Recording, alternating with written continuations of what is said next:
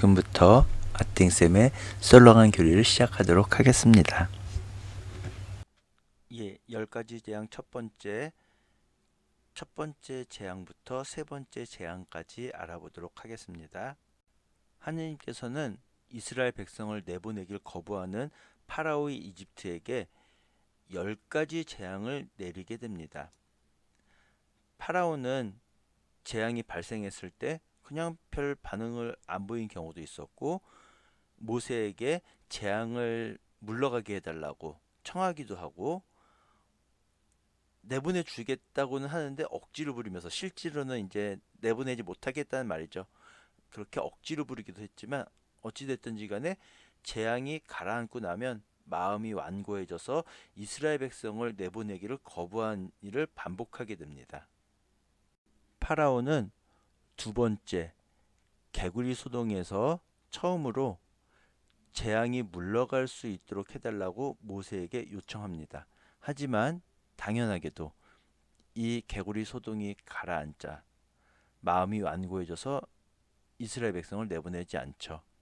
그리고 네 번째 재앙인 등의 소동에서는 뭐라고 이야기하냐면은 이집트 땅 안에서 하느님께 제사 드리라고 합니다.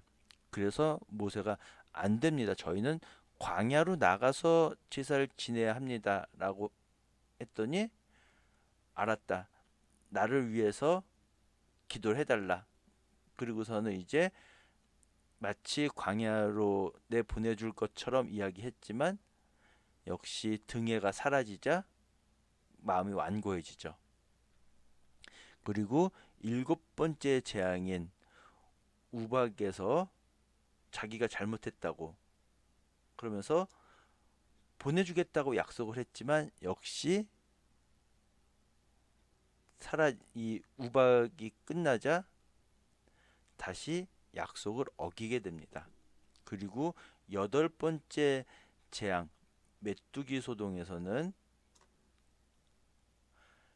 이스라엘 백성 모두를 내보내는 게 아니라 남자 어른들, 장정들만 데리고 나가라 라고 이야기합니다. 즉 그냥 나가지 말라는 얘기죠. 그리고 아홉 번째 재앙인 어둠에서는 그래 이제 다 나가도 돼 라고 했는데 뭐라고 하냐면은 제물로 바칠 소와 양과 그런 가축들은 그냥 두고 가라고 합니다. 즉 이번에도 역시 그냥 나가지 말라는 이야기인 거죠. 고대 사람들은 신은 자기가 지배하는 영역, 지역을 벗어나면 힘을 쓰지 못한다라고 생각을 했습니다. 그렇기 때문에 이스라엘의 하느님이 이집트 땅에서 재앙을 내린다고 하는 것은 그 당시 이집트 사람들에게는 도저히 이해하거나 받아들일 수 없는 일이었던 거죠. 그리스 로마 신화에서도, 여러분들이 잘 알고 있는 그리스 로마 신화에서도 최고의 신은 있지만 각각 잘하는 부분, 관장하는 영역이 다르잖아요. 아무리 제우스가 최고의 신이라 하더라도 바다에서 포세이돈을 못 이기는 것처럼 고대 사람들은 신은 자기가 지배하는 지역에서만 힘을 쓸 수 있다라고 생각을 한 거죠. 이 10가지 재앙의 시작은 나일강이 피로 변하는 재앙이죠. 그래서 첫 번째 재앙이 나일 강물이 피가 되는 재앙이었습니다. 이 재앙을 자연 현상으로 해석하는 경우도 있는데요. 적조 현상, 식물 플랑크톤이 늘어나면서 적조 현상이 생겨서, 적조 현상을 사진을 보면은 마치 피처럼 빨갛게 변하거든요. 그렇게 해석하는 경우가 있고요. 그 다음에 나일강 지대 자체가 주기적으로 홍수가 나서 범람하게 되는데, 홍수가 나게 되면 아무래도 흙탕물이 내려오다 보니까 흙탕물로 인해서 적조현상처럼 빨갛진 않지만 흙탕물에 의해서 피처럼 보인 것이다라고 해서 흙탕물 홍수로 인한 현상이다라고 해석하기도 합니다. 근데 제 개인적으로는 그냥 만약에 자연 현상으로 해석한다면 적조 현상이 더 맞지 않을까라고 개인적으로 생각합니다. 두 번째 재앙인 개구리 소동에서 파라오는 처음으로 재앙이 물러갈 수 있도록, 개구리 떼가 사라질 수 있도록 해달라고 요청하게 되죠. 하지만 개구리들이 물러나자 다시 마음이 완고해져서 이스라엘 백성을 풀어주지 않습니다. 이 첫 번째 나일 강물이 피가 되는 재앙과 두 번째 개구리가 나타나는 재앙은 이집트의 요술사들도 똑같이 따라할 수가 있었습니다. 그러다 보니까 우리 요술사들도 할 수 있는 건데 뭐 하고서는 대수롭게 여기지 않고 이스라엘 백성을 풀어주지 않게 되죠. 세 번째 재앙인 모기소동은 성경에서 가장 짧게 기록된 재앙 이야기입니다. 그런데 이 세 번째 재앙서부터는 이집트의 요술사들도 따라할 수가 없었어요. 그래서 이 요술사들이 파라오에게 이것은 하느님께서 직접 하시는 일입니다 라고 파라오에게 이야기했지만 파라오는 들은 척도 하지 않았죠. 지금 살펴보고 있는 첫 번째부터 세 번째까지의 재앙은 10가지 재앙 중에서 초반부에 해당하는 것이고요. 그리고 초반부든 중반부든 후반부든 그 첫 번째와 두 번째 재앙에서는 예고가 있습니다. 그런데 세 번째 재앙에서는 예고 없이 바로 재앙이 나타나게 되죠.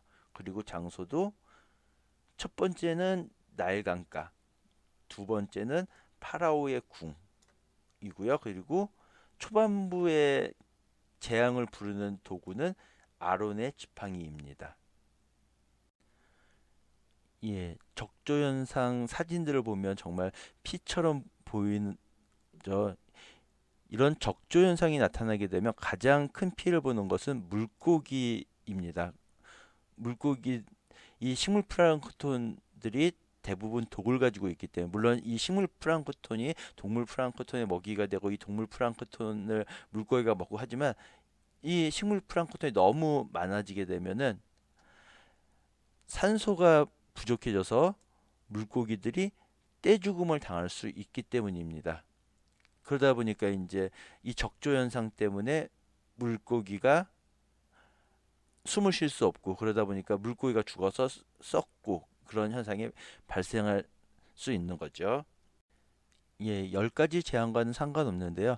적조 현상을 알아봤는데 녹조 현상인데요. 녹조 현상은 어떻게 보면 그냥 물이 아니라 그냥 풀밭 같은 느낌도 들고 그냥 뭐 물이끼 같은 느낌도 들고 녹조 현상은 물이 초록색으로 보이는 현상인 것입니다.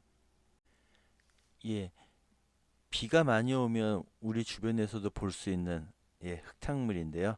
나일강은 정기적으로 나일강이 범람을 합니다. 홍수가 내리면 이제 여러 가지 흙탕물이 이제 강을 뒤덮는데 이 흙탕물의 진흙이 너무 많아서 물고기들이 숨을 쉴 수 없어서 폐사했다라고 주장하기도 합니다. 이집트 나일강의 특징은 정기적으로 범람한다는 것입니다. 다른 강들도 비가 많이 오면은 홍수가 나서 범람하긴 하는데 나일강은 정기적으로 일정한 때에 물이 불어나서 범람을 하게 되는 거죠. 그래서 이러한 범람은 영양소가 풍부한 부엽토나 부식토를 하류 이집트에 가득 옮겨줘서 이 하류 이집트 땅이 굉장히 비옥한 땅이 돼서 농사가 잘 되게 됩니다. 첫 번째 재앙은 물이 피가 되는 나일강이 피가 되는 재앙이죠. 그래서 하느님께서 물이 피로 변할 것이다 라고 예고하시죠. 그리고 나서 아론의 지팡이로 재앙을 일으키십니다. 그래서 아론이 나일강을 치자 나일강물이 피로 바뀌게 되죠. 그래서 강에 있는 물고기들이 죽고 악취를 풍겨서 이집트 사람들이 강물을 퍼 마실 수가 없었습니다. 그런데 이집트의 요술사들도 자기네 마술로 그렇게 똑같이 했죠. 그러니까 파라오가 막 냄새 나고 좀 물을 못 마셔서 괴롭긴 하지만 우리 요술사들도 할 수 있는 건데 뭐 그게 뭐 대수롭다고 라고 하면서 별로 대수롭지 않게 여깁니다. 두 번째 재앙은 개구리 소동입니다. 역시 하느님께서 개구리 떼로 너의 온 영토를 치겠다라고 경고를 하시고요. 그리고 나서 아론의 지팡이로 다시 재앙을 일으키죠. 그래서 개구리들이 이제 올라와서 이집트 땅을 뒤엎습니다. 그런데 역시 이집트의 요술사들도 마술로 똑같이 개구리들을 올라오게 합니다. 그리고 이 두 번째 개구리 소동에서 처음으로 파라오가 너희 주님께 기도하여 개구리들이 물러가게 해다오. 그러면 내가 주님께 제사 드릴 수 있게 해주겠다라고 하면서 처음으로 재앙을 물리쳐 달라고 부탁을 하게 됩니다. 그런데 개구리가 사라지니까 파라오가 다시 마음이 완고해져서 약속을 어기게 되죠. 세 번째 재앙은 모기소동이고요. 가장 짧게 기록된 10가지 재앙 중에서 가장 짧게 기록된 재앙 이야기고요. 그냥 아무 예고 없이 바로 모기 소동을 일으킵니다. 아론의 지팡이로요.